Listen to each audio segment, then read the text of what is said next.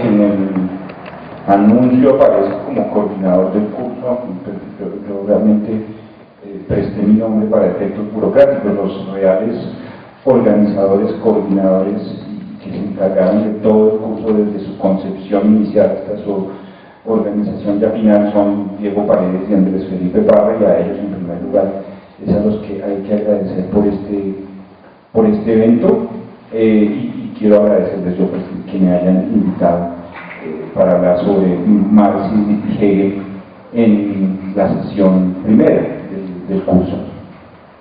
Entonces, yo tengo una, no sé si ponencia, no hay propiamente una postura muy, digamos, personal en el asunto, pero sí hay un análisis de esta relación desde un punto de vista bien específico. Tengo un texto dividido en 12 secciones de diferente magnitud. En todo caso, ustedes van a tener acceso a este texto, de modo que yo creo que no voy a leer todas sus partes, sino ir destacando algunas algunas partes que son más importantes. En otras pasaré más rápido como para hacer más ágil la discusión y poder concentrarse además en puntos que son realmente a veces complicados, que requieren como más detenimiento, bien sea por la profundidad de lo que está ahí en juego o por el lenguaje, que resulta ser bastante difícil, y en todo caso estamos hablando pues de dos pensadores de primeras ligas, ¿no? Hegel y Marx, con una dificultad bien particular, no solo por el lado técnico de la manera como escriben, sino, repito, por lo que está aquí en juego. Yo entiendo de manera muy particular la idea de poner en diálogo a dos autores, ¿no? O que creo que es lo que se propone no solo esta intervención, sino el curso en general, como explicaba Diego, ¿no? Por un diálogo, en este caso por un diálogo entre Marx y Hegel. Yo no quiero ver o hacer una especie de confrontación de argumentos como si tuviéramos allí en una esquina a Marx y en otra a Hegel, y tratar de hacer como un infighting a ver cuál de los dos tiene el argumento más fuerte. Eso no es nunca el sentido de un diálogo filosófico. En un verdadero diálogo filosófico, como ocurre en la filosofía, muchos piensan que la filosofía misma es una forma de diálogo. Los grandes diálogos de la filosofía, Heidegger, Nietzsche, Platón, Aristóteles, Marx, Hegel, no ocurren de esa manera, no ocurren de esa forma donde finalmente hay un derrotado o un vencedor, sino más bien lo que hay allí es como un ensanchamiento de cierta concepción del mundo y de la experiencia humana, ¿no? Y en realidad, más que opacarse o vencer un rival sobre el otro, lo que ocurre es que ambos en últimas como que terminan realzados bajo una nueva luz, y entonces más o menos eso es lo que yo me propongo en este texto.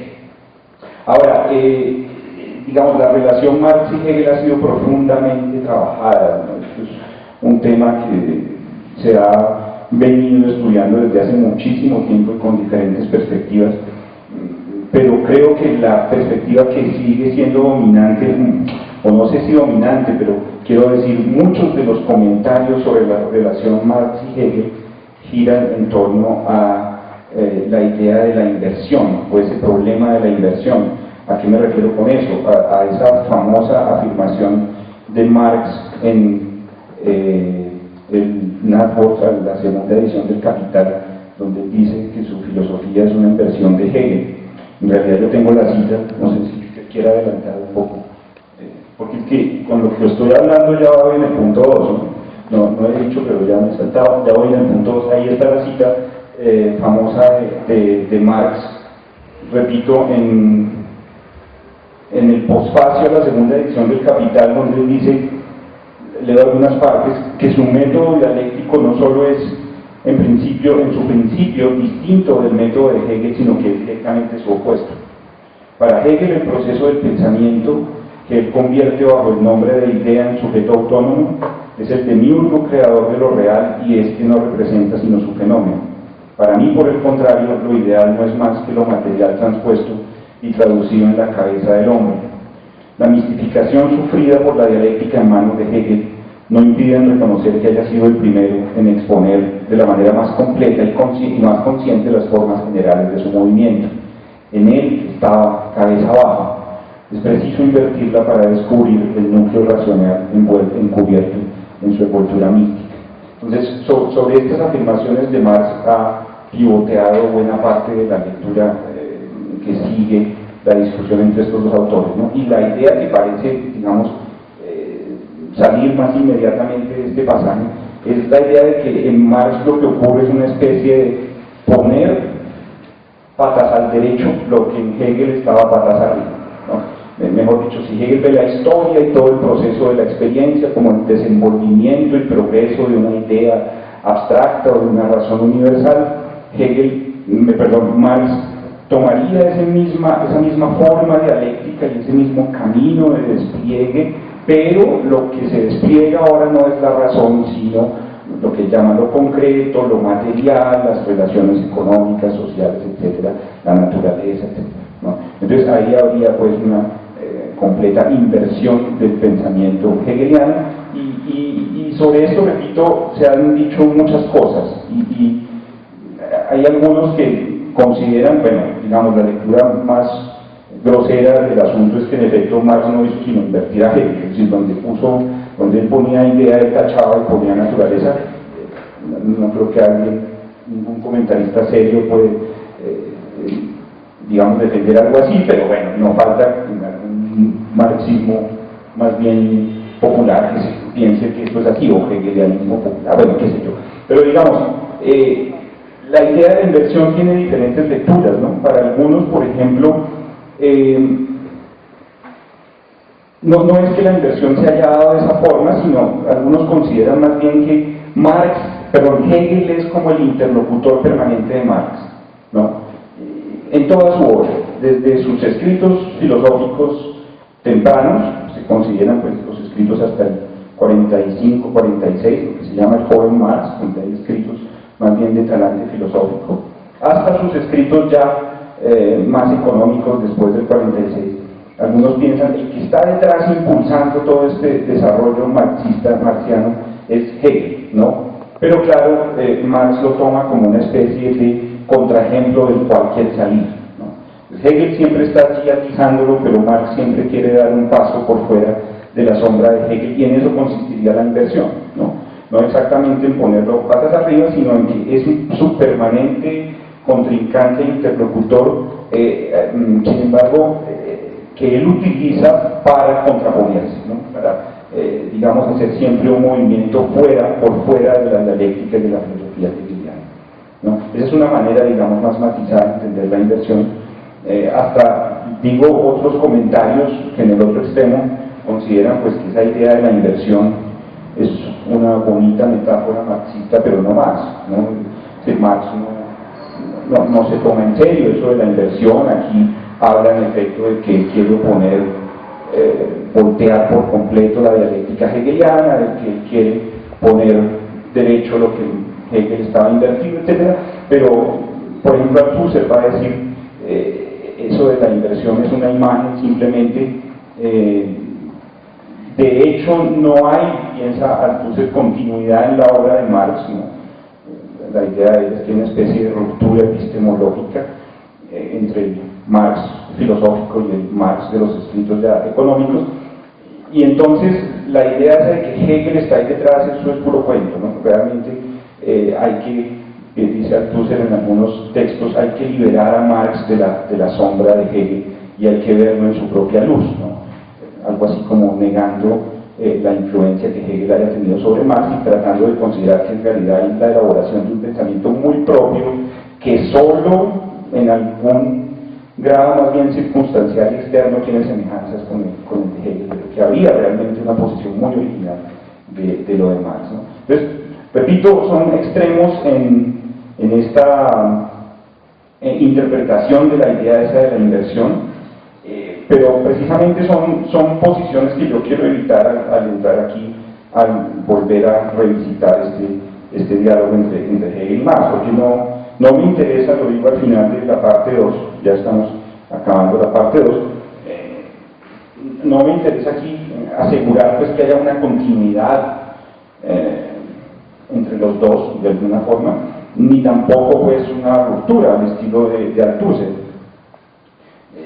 No se trata pues de proyectar la figura de Hegel sobre el camino de Marx, ni de liberar a Marx de la sombra de Hegel, sino más bien de iluminarlos mutuamente. Pues tan cierto es que sin Hegel no hubiera sido posible un Marx, como que Hegel no puede ser ya el mismo después de Marx. Y bueno, en el tercer punto simplemente quiero indicar en qué es que me voy a concentrar para examinar este diálogo. Voy a centrarme en los manuscritos del 44, ¿no? Y concretamente en el tercer manuscrito, y más específicamente en las últimas páginas del tercer manuscrito, de este tercer manuscrito donde Marx emprende una confrontación con la filosofía hegeliana, con la dialéctica hegeliana, con la fenomenología del espíritu, la obra temprana de Hegel, y dice con la filosofía hegeliana en general. Y repito, esto es muy importante porque es tal vez el pasaje de Marx donde él se confronta con Hegel en su totalidad, ¿no? Ya antes se ha confrontado con algunas partes del sistema hegeliano, concretamente con la filosofía del derecho, pues, y esos pasajes sobre el Estado, pues ya desde antes de los manuscritos del 44, Marx ha hecho un análisis muy profuso de estos textos, pero estos textos hegelianos son partes del sistema total del pensamiento hegeliano, son partes específicas. Una confrontación, digamos, frontal y directa con todo el pensamiento hegeliano se encuentra en estos manuscritos, repito, en esta parte que les estoy mencionando, y allí es donde yo voy a centrarme. Hay una cantidad de prevenciones que uno tendría que tener, pero no voy a detenerme en ello a la hora de interpretar estos manuscritos. Primero hay que tener en cuenta que no fueron escritos preparados por Marx para su publicación. Lo que conocemos como los manuscritos son una recopilación de notas, apuntes sueltos, más bien cuadernos que Marx estaba trabajando incluso para su uso personal, ¿no? Un esfuerzo por apropiarse de la filosofía hegeliana. Entonces él iba anotando, tomando observaciones. Aquí se mezclan muchas cosas, no hay un registro, digamos, teórico claro que ligue todos los temas de los manuscritos. Por supuesto hay un fondo filosófico muy fuerte, pero al mismo tiempo ya Marx está muy interesado en la economía política y por otro lado también es muy sensible pues a todos los acontecimientos políticos de su momento, está en discusión con los jóvenes hegelianos, está asimilando a Feuerbach y desde Feuerbach quiere volver a leer a Hegel. En fin, aquí hay un crisol de registros, repito, teóricos que se juntan y que hacen que los manuscritos sean muy difíciles de entender, ¿no? Y además hay páginas perdidas y bueno, y hay anotaciones que uno no entiende. En fin, son textos bastante fragmentarios y eso es lo que digamos tiene uno que tener en cuenta a la hora de abordar pues este escrito. Sin embargo, yo creo que se deja leer y se logra sacar el núcleo de lo que sería la crítica que tiene Marx sobre Hegel, ¿no? Y repito, él la centra en la fenomenología del espíritu, en una obra de juventud de Hegel, la primera obra publicada de Hegel, lo cual ya resulta una novedad, porque para la época en que Marx está haciendo esto, pues ya digamos el bestseller de Hegel es la lógica, ¿no? Durante mucho tiempo la lógica de Hegel, pues la lógica y la enciclopedia pasaron a ser como los textos canónicos del hegelianismo donde estaba expuesto en su totalidad el sistema. Marx, curiosamente, aunque también aquí hace algunas referencias a la lógica, Marx se centra en la fenomenología del espíritu. Y su juicio, como veremos, es realmente ambivalente en ciertos sentidos, ¿no? Él reconoce allí un pensamiento grandioso, ¿no? Y elementos importantísimos, aunque después arranca pues con su crítica demoledora. Pero entonces conviene, pues, antes de meternos propiamente a la crítica de Marx y presumiendo pues que no hay hegelianos consumados acá, decir dos tonterías, voy a tratar de hacerlo lo más elemental posible, sobre la fenomenología del espíritu de Hegel, ¿no? una obra que en sí misma ameritaría pues 3 cursos de extensión, yo no sé, pero bueno, yo voy a hacer Fenomenología del Espíritu 1.0 para que la cosa sea muy básica, tener algunos referentes importantes para después entender lo que más va a hacer con la fenomenología del espíritu, que él considera está allí la esencia del hegelianismo, ¿no? Considera allí está en ciernes pues la esencia del hegelianismo. Estoy ya en 4, ¿sí? Aquí yo voy a leer algunas cosas, porque en la fenomenología del espíritu Hegel expone lo que para él constituye el camino de la verdadera experiencia humana. Y experiencia no se concibe aquí como la simple percepción de los sentidos, que es el uso más empirista del término, digamos. Hacer una experiencia es para Hegel ver que lo que en principio parece extraño y ajeno, que en lo que en principio parece extraño y ajeno, actúa una razón de la que somos partícipes. Reconocer entonces la estructura de la razón que gobierna toda la realidad. El mundo natural, la historia humana o el Dios de las religiones pueden parecer en principio realidades ajenas al hombre, es decir, realidades cuyo sentido no se ofrece de inmediato a nuestra comprensión. Nuestra situación inmediata frente a estas realidades es entonces la de extrañamiento, un término ahí que después Marx va a hacer maravillas con eso. Pero digamos la idea en Hegel, ¿no? Hay una situación inicial de extrañamiento ante realidades que nos son ajenas, y la verdadera experiencia consistiría en Hegel en superar este extrañamiento, en mostrar que aquello que nos parece en un principio ajeno resulta familiar, porque hay una especie de manto racional que nos cobija y que nos abarca y nos vincula con eso que parece extraño. Por ejemplo, la naturaleza física, digamos, puede parecer como un reino impenetrable, una cosa ya objetiva, pero si se mira con detenimiento, se verá que sus propiedades y sus leyes se encuentran siempre en íntima relación con nuestro propio ser. Por ejemplo, la historia. El curso de la historia puede parecer una sucesión caótica de acontecimientos aislados, pero si otra vez, dice Hegel, se hace una verdadera experiencia con la historia, entonces uno va a descubrir que no es tan caótico como parece, sino que hay ciertas líneas evolutivas, ciertos desarrollos racionales, la historia muestra cierto progreso de la razón, por ejemplo, o de la moral, etcétera, o de la libertad. Entonces, esto es un poco la idea en Hegel, ¿no? La experiencia funciona pues como ese mecanismo de extrañamiento, superación del extrañamiento, y en cualquier experiencia, sea con la experiencia política de una comunidad política frente al Estado, la experiencia religiosa, la experiencia del arte, pero también la experiencia sensible ante el mundo natural, pues empírico, en cualquier experiencia funciona eso. Ahora, un punto importante, que es otro punto que hay que señalar aquí, es que Hegel cree que Hegel piensa que no solo todas las experiencias tienen esa lógica o mecánica, que es lo que él denomina dialéctica, ¿no? Esa mecánica de extrañamiento, superación del extrañamiento es lo que él denomina dialéctica.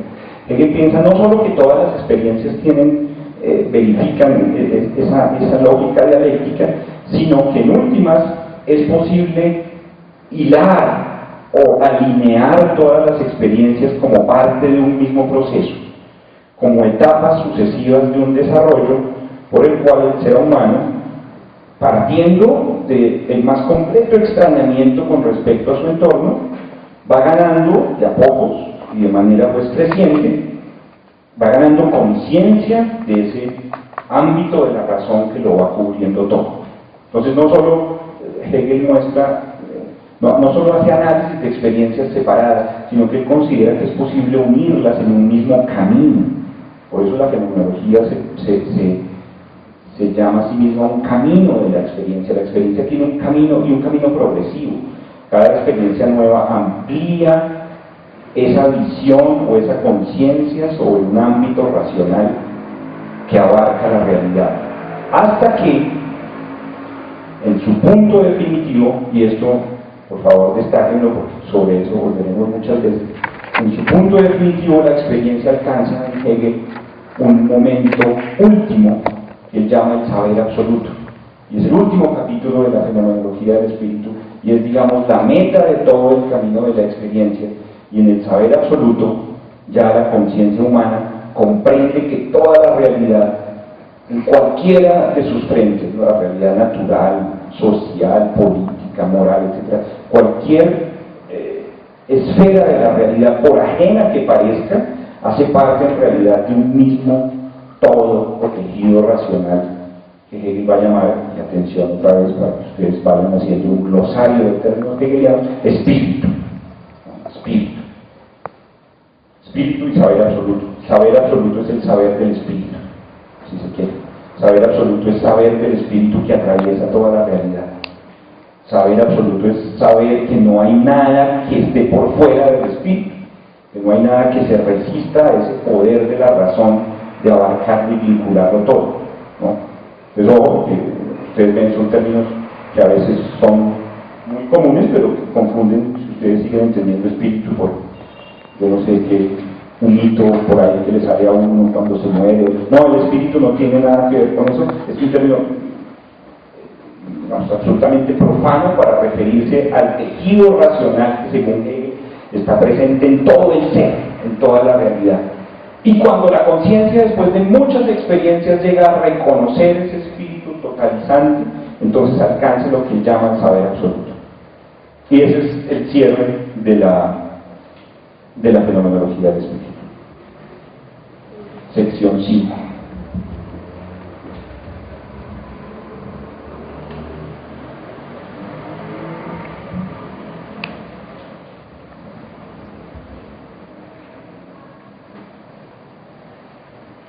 Bien, como decía, la evaluación que Marx hace de esta obra es muy ambivalente. Para él se trata de una obra precursora e inspiradora porque contiene en germen toda la arquitectura del sistema que Hegel construirá más adelante, pero también, y esto es lo más interesante de las observaciones de Marx dice que esta obra se adelanta a Hegel mismo, que en esta obra se dejan preparados y elaborados elementos críticos que superan largamente el alcance de miras del propio Hegel, ¿no?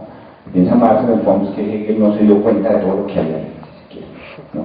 Es decir, se trata de una obra esencialmente crítica, pero el alcance de esta crítica le resulta a ella misma, a su autor, a Hegel, oscuro. Entonces, el punto es primero ver en qué consiste ese elemento crítico que para Marx constituye la grandeza de este texto, pero que resultó invisible para el mismo Hegel. Pues bien, en el fondo no es sino lo que yo acabo de explicar, ese movimiento de la experiencia humana, ese movimiento que ocurre en dos fases, que las acabé de detallar, que allí están marcadas pues, en los literales 1 y 2, ¿no? La idea esa de que el movimiento de la experiencia ocurre primero porque hay algo que se opone a nuestra comprensión, pero luego ese elemento objetivo que se opone a nuestra comprensión se supera cuando se integra en un fenómeno racional. Aquí ya le voy a meter un poco de terminología más técnica, ¿no? Hegel llama a ese proceso un proceso negativo. Negativo. Y Marx recoge ese lenguaje, ¿no? El Marx de los manuscritos tiene ese lenguaje hegeliano pues, absolutamente presente. Ese proceso de la experiencia dialéctica es negativo, o si lo quieren ustedes, es la negatividad misma de la experiencia o algo así. ¿Por qué es negativo? Porque cada una de esas etapas funciona como una forma de negación. En un primer momento, ese objeto que aparece allí como algo extraño, se niega a mi comprensión, ¿no? Ese es el primer momento negativo, es decir, la limita, se sustrae al campo de lo que yo puedo darle sentido, y ahí hay algo de negación, ¿no? No me deja afirmar mi racionalidad, sino que en principio parece ajeno. Pero el segundo momento es una negación de esa primera negación, ¿verdad? El segundo momento es negar que esa sea una negación real e integrar otra vez en el todo de la razón a eso que en principio parecía oscuro.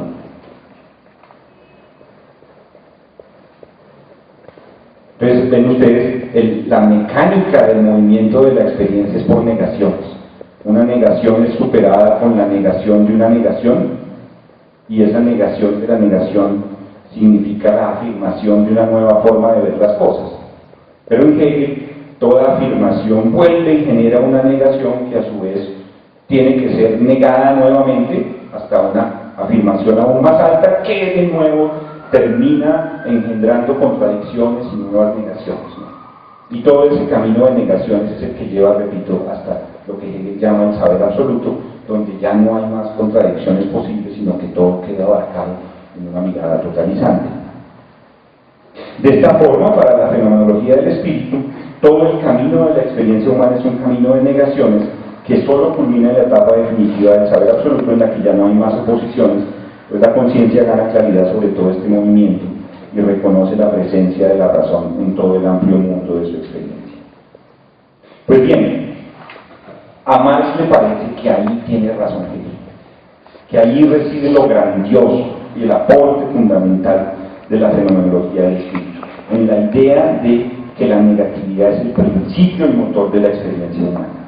Hegel capta, dice Marx, que el ser humano solo se gana a sí mismo, solo se afirma a sí mismo, solo realiza su esencia por medio de este proceso, es decir, superando esas realidades que en principio parecen externas y limitar su acción y su saber, ¿no?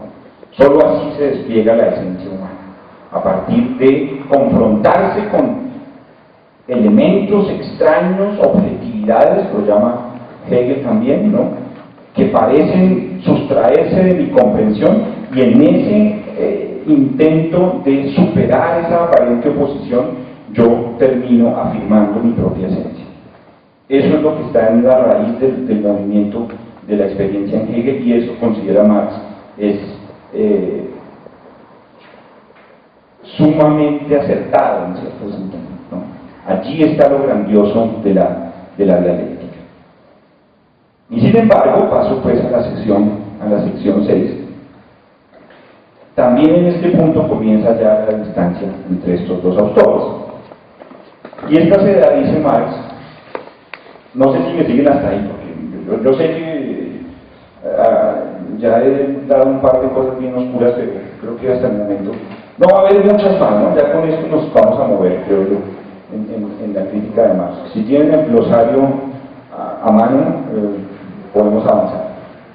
Entonces, Marx dice, hasta ahí muy bien, pero precisamente ahí donde Hegel vio la cosa, la desvía, ¿no? En el momento en que Hegel identifica la negatividad esencial de la experiencia humana, allí mismo, dice Marx, la mistifica en una dirección equivocada, dejando inadvertido su potencial crítico. Yo quiero ejemplificar esto en esta sección 6, antes de, digamos, comparar un poquito el contenido a esto que puede ser binario, con el caso del trabajo, con el fenómeno del trabajo, que por supuesto pues es uno de los vínculos claves entre la filosofía de Hegel y la de Marx, ¿no? En efecto es de Hegel de donde Marx toma lo esencial de su concepción del trabajo, y en efecto es en la fenomenología del espíritu donde Hegel, expone la esencia del trabajo, ¿no? ¿Qué es el trabajo? ¿Qué significa la experiencia de trabajar, ¿no? En primer lugar, uno pensaría, digamos, de manera inmediata, que el trabajo es algo así como una de esas negatividades que inhiben mi ser, ¿no?, que se oponen a mis deseos y se oponen pues a mis intereses, y se opondría pues al desarrollo de la esencia individual.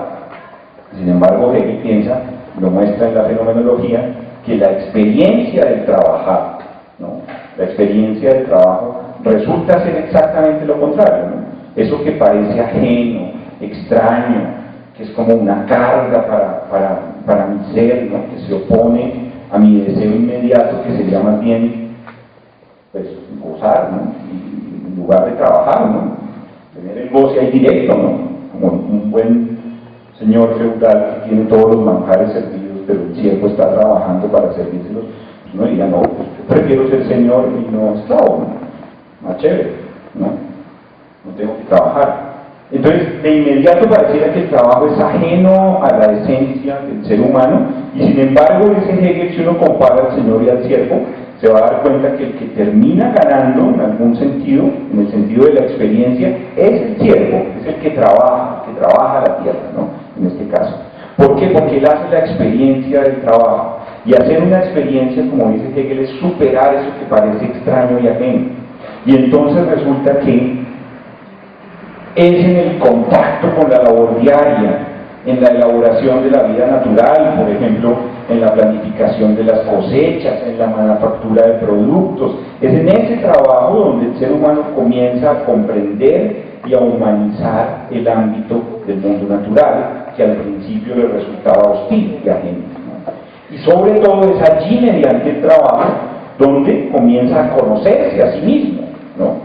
Porque comienza a conocer sus propias fuerzas, sus limitaciones, sus habilidades racionales, y comienza a comprender que él es un ser genérico, histórico, es decir, que produce no solo para sí mismo, sino para su especie, que se anticipa al paso del tiempo, que anticipa la llegada de nuevas generaciones, etc. Todo eso es el trabajo humano, y el trabajo en ese sentido es formativo, ¿no? Es una experiencia verdadera, ¿no? Entonces, en el trabajo se muestra muy bien eso de la negatividad que les hablaba, ¿no? Lo que parece primero una negación, se niega a su vez, ¿verdad?, para afirmar de manera ya positiva una relación que tenemos con el trabajo ahora sí racional, ¿no? No es una carga, no es algo irracional, ¿por qué tenemos que trabajar? No, es lo que nos forma, y se alcanza a comprender eso desde una racionalidad que se gana en la experiencia del trabajo. Y entonces, Marx dice en estos manuscritos, Marx afirma que Hegel capta la esencia del trabajo y concibe el hombre objetivo, verdadero, porque real, como resultado de su propio trabajo, pero que, y ahí está el momento donde Marx considera que Hegel le da la vuelta a la cosa y la encamina en otra dirección, pero que Hegel solo ve el aspecto positivo del trabajo y no su aspecto negativo. Así lo pone Marx en los manuscritos. Entonces está muy bien ver esa dinámica negativa del trabajo, pero dice Hegel solo vio su aspecto positivo. ¿Qué quiere decir esto? Porque esto pareciera que Marx dijera, es que Hegel fue muy optimista, solo vio lo positivo y no vio lo negativo. Así habla uno normalmente, pero acuérdense que aquí positivo y negativo son términos técnicos, ¿no? Entonces esto no quiere decir que Hegel fue demasiado ingenuo o demasiado optimista con respecto al trabajo humano, y que, por ejemplo, Hegel no vio pues ya fenómenos obvios en sus sociedades industriales, la explotación obrera o cosas de esas. No, Marx no está diciendo eso, porque Marx sabe muy bien que Hegel sí lo vio, ¿no? Y en la filosofía del derecho hay enormes, larguísimos pasajes muy importantes donde Hegel critica pues esa explotación y deshumanización de los obreros en pues, esas sociedades incipientes de industrialización en las que él está viviendo. Entonces no es que Hegel no haya visto eso no es lo que está diciendo, no está diciendo Marx eso.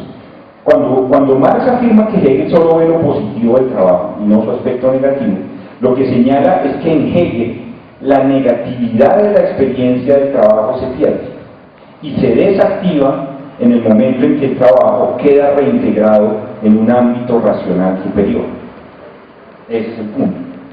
Para Hegel el trabajo es negativo mientras comparece ante nosotros como una carga pesada que parece no corresponder a nuestros deseos e intereses, pero una vez que la experiencia del trabajo logra integrarla en una estructura racional, ese aspecto negativo del trabajo desaparece. Entonces Hegel considera, Marx piensa que en Hegel esa negatividad del trabajo es solo como un momento transitorio, ¿verdad? Que ese aspecto negativo finalmente se supera cuando en la experiencia el trabajo aparece como una actividad absolutamente racional y positiva para la formación humana.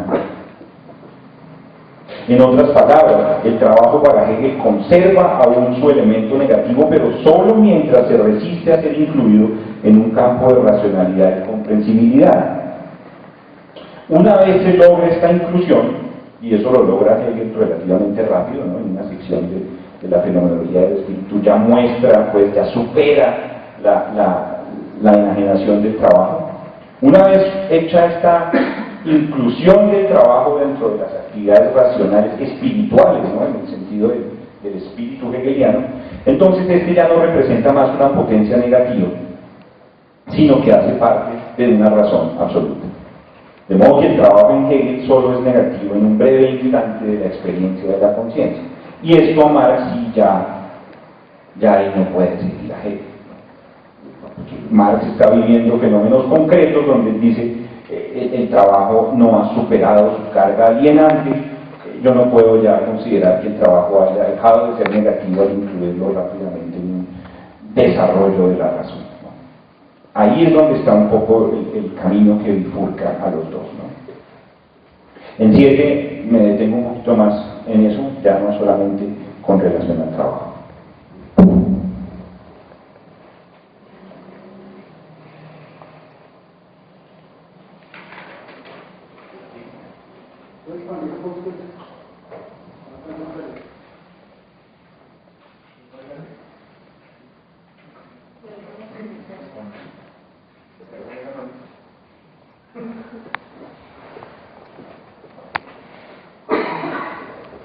Bueno, ¿puedo seguir?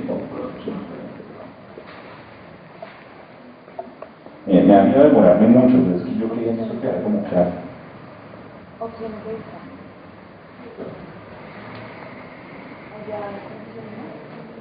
Aumentar. Pongo la letra más grande. Bueno, el caso es que esto que yo he simplificado aquí para el trabajo ocurre en general para toda experiencia de la filosofía. La religión, la riqueza, el Estado se presentan como esencias enajenadas, extrañas a la conciencia humana, pero esa extrañeza y enajenación solo dura hasta que el pensamiento especulativo logra trazar sobre ellas un manto racional que las abarca. Por eso Marx menciona 2 errores en la dialéctica de la fenomenología de la experiencia, de la fenomenología del espíritu. El primer error, dice Marx, que cuando Hegel habla de enajenación, se refiere a enajenación con respecto al pensamiento, y concretamente al pensamiento filosófico, que es el que sufre y supera a la vez este extrañamiento. Mejor dicho, para Hegel algo nos es extraño y ajeno solo en la medida que no logramos pensarlo y concebirlo desde la razón filosófica, es decir, en unidad racional con el todo. De esta forma, es el filósofo, dice Marx, el que da la medida del mundo enajenado. El mundo extraño es el mundo que es extraño, que es ajeno. Esas realidades ajenas para Hegel son ajenas por no poder ser captadas por el pensamiento racional. Entonces el extrañamiento en Hegel tendría que ver con oposiciones entre el pensamiento mismo y una realidad que le resulta ajena. Pero todo eso ocurre solo al interior del pensamiento. Y por lo tanto la superación de esa enajenación también sería solo en el pensamiento. Y ese es el segundo error, dice Hegel, de la dialéctica hegeliana. Es decir, sí, se habla de la negatividad de la experiencia, de cómo hay objetos que se nos oponen, logramos integrarlos a una razón, pero todo eso no tiene lugar en el mundo real, sino en un proceso exclusivamente del pensamiento racional filosófico. Lo que, por ejemplo, molesta la experiencia hegeliana en el poder del Estado enajenado, el Estado moderno, pues político, no es tanto que el Estado se escinda de la sociedad y se afirme como una razón universal cuando en realidad solo responde a los poderes de la clase dominante, a los intereses de la clase dominante. Eso no es lo que le molesta a Hegel, eso es lo que le va a molestar a Marx, pero a Hegel no le molesta eso. Lo que le molesta a Hegel es que esa realidad estatal no consiga ser racionalizada en un primer momento, no consiga ser pensada o integrada en un sistema general de la razón. Cuando logra incluirlo, entonces Hegel ya queda tranquilo, ya desaparece lo chocante de la alienación y se restablece la unidad del espíritu y todos estamos contentos. Lo que molesta a la dialéctica de Hegel en todos los casos no es tanto la capacidad de deshumanización que tenga un fenómeno, ¿sí? Por precisamente por hacerse extraño y ajeno a la esencia del hombre, ¿no? Lo que molesta no es que haya fuerzas, que haya falsas ilusiones como Dios, como el dinero, como el Estado, ¿no? Todas estas falsas realidades de las que habla Marx, que terminan embarando el despliegue de la esencia humana, ¿no? Y ese es el verdadero extrañamiento para Marx. Eso no es lo que molesta a Hegel, ¿no?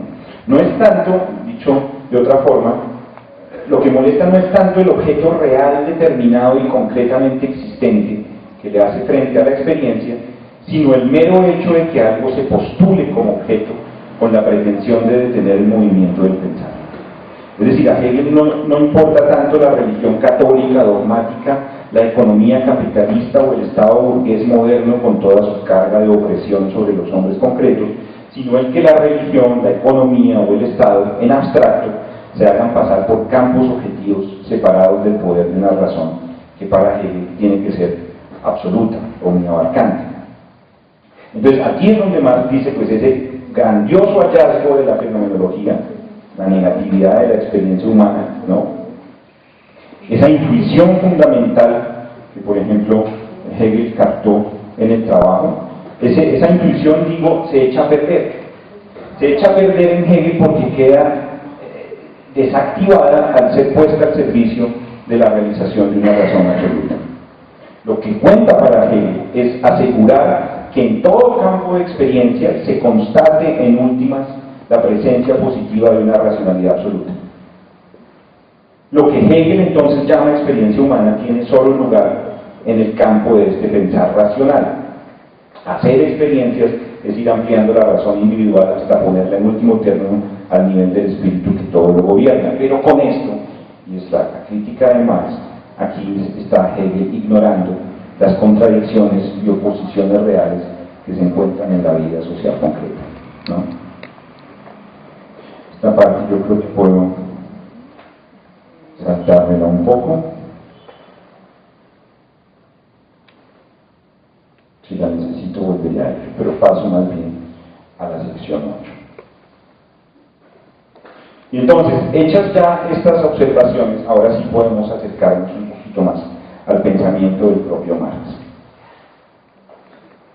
Porque la cuestión es que si él puede concebir la dialéctica hegeliana como una mistificación o falsificación de la verdad más concreta y evidente de la experiencia, es porque Marx tiene de alguna manera una imagen de lo que es la verdadera experiencia concreta de los hombres, ¿no? Frente a la cual pues la filosofía de Hegel le parece una abstracción. Y yo me pregunto entonces, ¿en qué consiste esa visión que Marx tiene de la experiencia humana, ¿no? Porque aquí hay un punto que es importante, y es que piense que no se trata de una simple inversión, no se trata de coger el contrario como principio y motor de la experiencia, ¿no? Como situarse en las antípodas, sino que realmente partir de una posición completamente distinta sobre lo que es la experiencia humana. Y entonces el desarrollo dialéctico también va a ser distinto. Marx, por supuesto, está buscando algo como un paso a lo concreto. Toda esta abstracción del sistema hegeliano y del proceso de la razón le parece absolutamente desconectada de la realidad y está buscando un paso a lo concreto. Pero este paso a lo concreto no puede darse arbitrariamente, sino que él tiene que justificarlo. Y Marx lo justifica, digamos, hay un talante absolutamente filosófico, ¿no? Y lo justifica, en últimas, en un planteamiento de base sobre lo que es el ser humano y sobre lo que es la experiencia humana. Y ese planteamiento de base es muy diferente al hegeliano, ¿no? Y ahí, digamos, uno puede ver bien que en el punto de partida ya las posiciones son diversas. Pues bien, ese planteamiento de base sobre el ser humano que digo que opone a Marx a Hegel y que le permite a Marx dar paso a lo concreto, ¿no? A lo real, a lo histórico, en lugar de quedarse pues en las abstracciones de Hegel. Ese planteamiento Marx lo llama en estos manuscritos un naturalismo realizado o un humanismo. Esto por supuesto tiene que ver mucho con la antropología de Feuerbach, pero seguramente va mucho más allá de ella. Este naturalismo tiene dos tesis centrales. La primera, dice Marx, es la tesis de que el hombre es de inmediato un ser natural, como las plantas, como los animales. Esto quiere decir que es un ser dotado de fuerzas naturales y vitales, talentos, capacidades, impulsos, ¿no? Que son fuerzas que tienen objeto, es decir, son fuerzas que buscan algo, ¿no? Como el hambre busca alimento, ¿no? Son fuerzas que necesitan satisfacerse, como en cualquier animal, ¿no?